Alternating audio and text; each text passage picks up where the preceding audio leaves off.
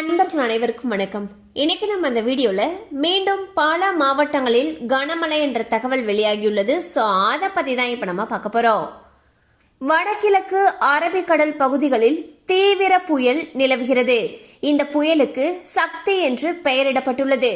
இது இன்று அரபிக்கடல் பகுதிகளில் வடகிழக்கு திசையில் நகர்ந்து படிப்படியாக வலுவிழக்கக்கூடும். தென்னிந்திய பகுதிகளின் மேல் ஒரு வளிமண்டல கீழடுக்கு சுழற்சி நிலவுகிறது. தமிழக பகுதிகளின் மேலும் ஒரு வளிமண்டல கீழடுக்கு சுழற்சி நிலவுகிறது.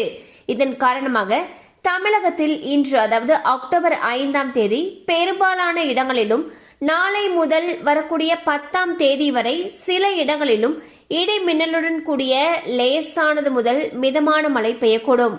மேலும் இன்று கிருஷ்ணகிரி, தர்மபுரி, சேலம், திருப்பத்தூர், நாமக்கல், திருச்சி, திண்டுக்கல், மதுரை, தேனி, விருதுநகர், சிவகங்கை மற்றும் ராமநாதபுரம் ஆகிய மாவட்டங்களில் ஓரிரு இடங்களில் கனமழை பெய்ய வாய்ப்புள்ளது. மேலும் சென்னை மற்றும் புறநகர் பகுதிகளில் வானம் ஓரளவு மேகமூட்டத்துடன் காணப்படும். நகரின் ஒரு சில பகுதிகளில் இடி மின்னலுடன் கூடிய லேசானது முதல் மிதமான மழை பெய்ய வாய்ப்புள்ளது என்று தெரிவிக்கப்பட்டுள்ளது.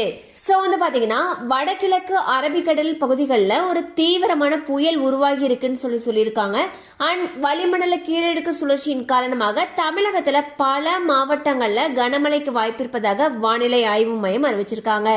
மழை அதிகமாக பெய்யும் பட்சத்தில் அந்த பகுதிகளில் இருக்கக்கூடிய பள்ளிகளுக்கு விடுமுறை விடப்படுவதற்கான வாய்ப்புகள் அதிக அளவில் இருக்கு. கண்டிப்பா அந்த அப்டேட் உங்களுக்கு பயனுள்ளதா இருந்திருக்கும் நம்புறோம். மேலும் இது போல அப்டேட்ஸ் உங்களை உடனே ரீச் ஆகணும்னு நினைச்சீங்கன்னா நம்ம சேனலோடு தொடர்ந்து இணைந்திருங்கள். தேங்க்யூ ஃபார் வாட்சிங்.